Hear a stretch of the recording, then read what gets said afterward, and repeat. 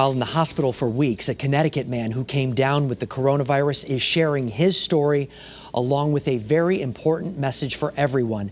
Channel 3 New Haven Bureau Chief Matt McFarland spoke with him today and is live right now with his story for us tonight. He's recovering, right, Matt?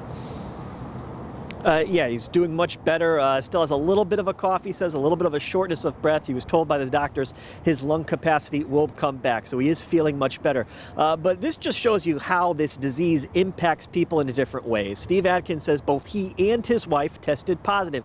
She showed no major symptoms, and all she had to do was stay at home, self-quarantine. Meanwhile, he spent weeks in the hospital. Being that there's no treatment, you just take it a day at a time. Now resting from his home and chatting with us on FaceTime, Steve Adkins recalls his experience coming down with the coronavirus. A low-grade fever, but just sick, just not really sick, but then the cough came pretty fast. After first not starting to feel well back in mid-March, the Clinton man tells us his doctor sent him to get tested at the drive-through site on Long Wharf.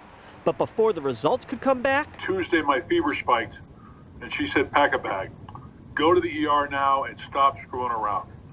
So I went. That was St. Patrick's Day. Steve tells us the following day he got the news that he did in fact have COVID-19. It was touch and go there. I had some really dark days, a couple of dark days with high fever. There's nothing more scary than thinking that might be it. Steve was transferred over to the Smilo Cancer Center with its negative pressure rooms, where he says he was in intensive care for 7 days.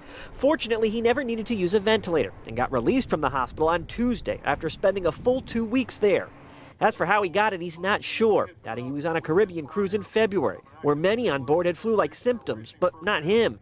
He didn't start showing symptoms until weeks after getting back. There was a thought it could have come home in my luggage because it survives on stainless steel surfaces for quite some time, and I didn't unpack the luggage for the first week. However he got it, he's sharing his story, and he wants those at home to listen so they or their loved ones don't have to go through what he did. Don't screw with this thing. Stay at home, stay safe, distance yourself, avoid, do everything they're telling you to do.